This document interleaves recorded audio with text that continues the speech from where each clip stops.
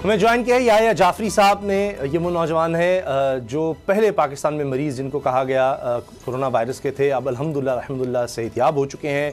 यही नहीं, इन्होंने प्लाज्मा भी, यानी आम लफ्ज़ों में कह लें कि अपना खून भी इन्होंने डोनेट किया है ताकि किसी मरीज़ को वो लग सकता है। याया जाफरी साहब, बहुत शुक्रिया आपका। ये बताइए कि ये प्लाज्मा के हवाले से आपने इनिशिएटिव लिया या डॉक्टर्स ने आपको कहा कि आप सेहतयाब हो गए? ये एक इलाज बताया जा रहा है दुनिया में कि ये एक सूरत हो सकती है कि जो बहुत सीरियस पेशेंट हो उसको ये ब्लड लगाया जा सकता है। वो शख्स जो इस बीमारी से लड़ चुका हो और अल्लाह ताला ने उसको सेहत दी हो, तो सेहतमंद शख्स का इस तरह खून लगाया जाए तो उनकी सेहत में बेहतरी आ सकती है। ये कैसे हुआ? अस्सलाम वालेकुम, प्रोग्राम में बुलाने का बहुत शुक्रिया। जी, जब ये डॉक्टर ताहिर शमसी ने ये आइडिया दिया कि प्लाज्मा लगा के जो मरीज़ हैं, क्रिटिकल मरीज़, उनका इलाज किया जा सकता है, उस वक्त मैंने ख़ुद अपने आप को वॉलंटियरली हाज़िर किया और मैं तैयार था कि अगर मैं रिकवर हुआ और मेरा खून, मेरा प्लाज्मा किसी और मरीज़ को हेल्प कर सके रिकवरी में, तो मैं इसी इंतज़ार में था कि गवर्नमेंट के कोई ऑफिशियल या कोई डॉक्टर मुझसे रब्ता करे। इसी दौरान डॉक्टर साकिब अंसारी ने मुझसे रब्ता किया, जिसके बाद फिर मैंने अपने आप को वॉलंटियर किया उनको। चले, आपको बहुत हम समझते हैं कि सराहा जाना चाहिए। आपने इतनी अच्छी ये कोशिश की है और इतना अच्छा काम किया है। ये बताएं कि ये हुआ क्या था, कैसे आपको पता चला कि आपको कोरोना हो चुका है? उसके बाद क्या हुआ? क्योंकि मुल्क में बड़ा खौफ है लोग, और ख़ास तौर पर अगर कोई मरीज़ सामने आता है तो उससे भी लोग खौफजदा हो जाते हैं। तो ज़रा अपनी आप बीती बताएं, हुआ क्या था आपके साथ? जी, मुझे 18 फरवरी को सिम्टम्स आए थे, जिसमें हेडेक था, सर में चक्कर थे, वीकनेस थी बहुत ज़्यादा, वॉमिट्स आई थी बहुत ज़्यादा, और बुखार था। तो ये सारे सिम्टम्स जब एक साथ आए तो मैं काफ़ी परेशान हुआ, और मेरी आज तक ऐसी तबीयत कभी ख़राब नहीं हुई थी। तो जब मैं पाकिस्तान वापस आया तब तक मेरी तबीयत थोड़ी बेहतर हो चुकी थी, और फिर मेरे अंदर एक वो था कि कहीं मुझे वायरस ना हो। ऐसी कहाँ से आए आप? ईरान से आए थे? ज़रा देखने वालों को ताकि पूरा पता चले। जी, मैं ईरान से आया था। 20 फरवरी को पाकिस्तान आया था, कराची एयरपोर्ट पे लैंड हुआ था। तो फिर मैंने ख़ुद अपने आप को वॉलंटियरली जाके ब्लड सीबीसी कराया एक फैमिली डॉक्टर की रिकमेंडेशन पे, तो जो कि बहुत अच्छा आया। फिर मैं भी रिलैक्स हो गया कि मुझे ये वायरस नहीं होगा, लेकिन चंद दिनों बाद फिर दोबारा से सिम्टम्स आए। तो फिर मैंने कहा कि नहीं, बेहतर है कि इस वायरस का प्रॉपर जो स्वैब टेस्ट है वो करा लिया जाए। फिर मैं ख़ुद हॉस्पिटल गया और मैंने जब ये टेस्ट कराया तो वो पॉजिटिव आया। अच्छा, तो फिर उसके बाद फिर किस तरह से इसका ट्रीटमेंट किया गया? जी, इसका ट्रीटमेंट ऐसे था कि डॉक्टर्स ने सिम्टोमेटिक ट्रीटमेंट किया। जो मेरे सिम्टम्स थे, बुखार, नौजिया, वॉमिटिंग, इसको ट्रीट करने की कोशिश की। और क्योंकि इस वायरस की कोई दवाई या वैक्सीन नहीं है, तो उन्होंने कोशिश की कि मेरी इम्यूनिटी को बूस्ट किया जाए। फ्रूट्स, जूसेस, हाइजेनिक खाना और कंट्रोल्ड एनवायरनमेंट था। और हॉस्पिटल में जो है वो मेरे जो मेडिकल के फैक्टर्स हैं वो सारे रेगुलरली चेक हो रहे थे, चेस्ट एक्सरे, ब्लड रिपोर्ट्स। तो इसी के ज़रिए जब इम्यूनिटी मेरी बूस्ट हुई तो खुद ब खुद उसने वायरस से लड़ के उसे कमज़ोर कर दिया। अच्छा, आपने कौन सी ऐसी खुराक खाई जिसने इम्यूनिटी आपका लेवल बढ़ा और जिसने मात दी? सर, आपने कहा मेडिसिन तो नहीं है, लेकिन जिस तरह आपने कहा आपका इम्यूनिटी लेवल कम था, लेकिन आपने वो खुराक खा के उस वायरस को जो मात दी, तो लोगों के लिए क्या सुजेस्ट करेंगे जिनको अगर पॉजिटिव निकलता है कि वो क्या क्या चीज़ें इस्तेमाल करें खुराक के हवाले से या दवाई के हवाले से? ऐसी तो कोई ख़ास दवाई नहीं है, बल्कि बेहतर ये है कि जो फ्रूट्स हैं सारे मौसम के वो खाएं, और हेल्दी फूड खाएं, अच्छा खाना खाएं, और उसके अलावा जो है वो हाइजीन का बहुत ख्याल रखें, सफाई का ख्याल रखें, हाथ बार बार मुसलसल धोएं, सफाई का ख्याल रखें, हिफ़्ज़ाने सेहत के उसूलों पर अमल करें। ये जाफरी साहब, जब आपको कोरोना वायरस डायग्नोसिस हो गई उसकी, तो उसके बाद कौन सी ख़ास मेडिसिन थी जो आपने खाई की वजह से आप समझते हैं कि आपसे जाब हुए, कोरोना से लड़कर आप कामयाब हुए? ऐसी तो कोई ख़ास मेडिसिन नहीं थी, बस इसका इलाज यही है कि आप बंदा अपनी सेहत को मजबूत करे, सफाई का ख्याल रखे। जो मुझे मेडिसिन दी गई थी वो नॉर्मल बुखार और उनको ट्रीट करने के लिए थी, जो वॉमिट नोजिया की थी, एलर्जी की मेडिसिन।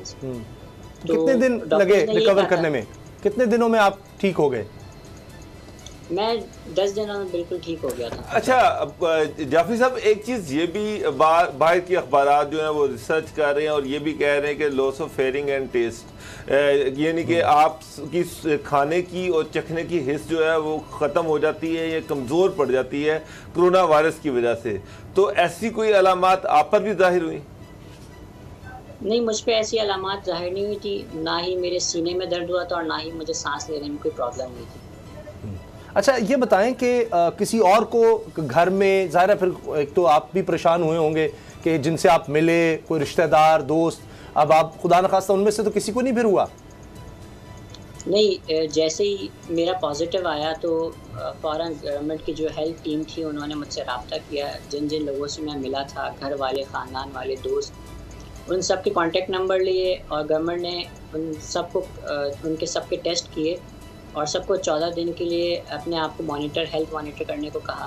तो अल्हम्दुलिल्लाह टेस्ट तो सबके नेगेटिव आए और मुझसे किसी को नहीं लगा। अच्छा, ये बताएं डॉक्टर्स ने आपको क्या कहा कि एक दफ़ा आपको ये बीमारी हो गई, अल्लाह ने आपको सेहत दी, अब आपको डरने की कोई ज़रूरत नहीं, या अभी आप एहतियाती तदाबीर कर रहे हैं? और आपका प्लाज्मा जो है किसी को लगा दिया गया अब तक या आपको इस बारे में नहीं पता?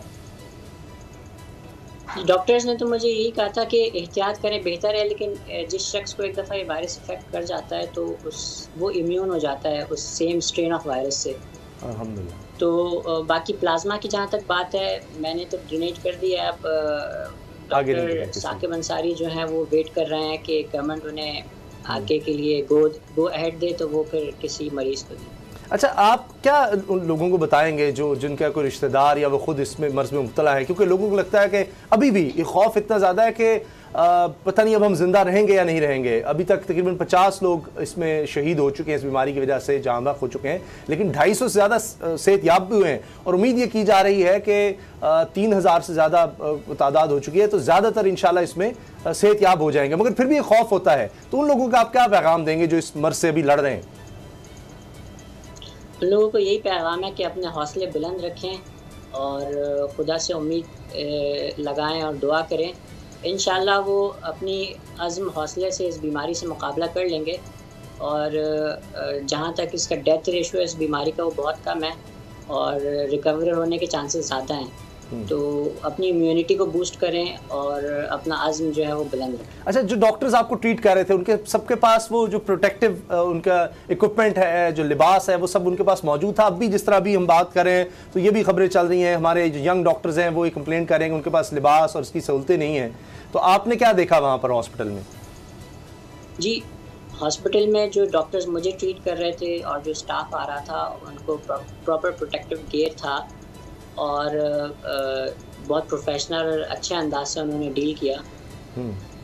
अच्छा, क्या तब्दीली आई ज़िंदगी में इसके बाद? अब मीडिया भी आपसे बात करने के लिए, लोगों तक पैगाम पहुंचाने के लिए आप सोशल मीडिया का इस्तेमाल कर रहे हैं, लोग आपसे रब्ता करना चाहते हैं, आपके एक्सपीरियंस शेयर करना चाहते हैं, यानी उसके बाद से ज़िंदगी में क्या क्या तब्दीलियाँ आई हैं आपकी?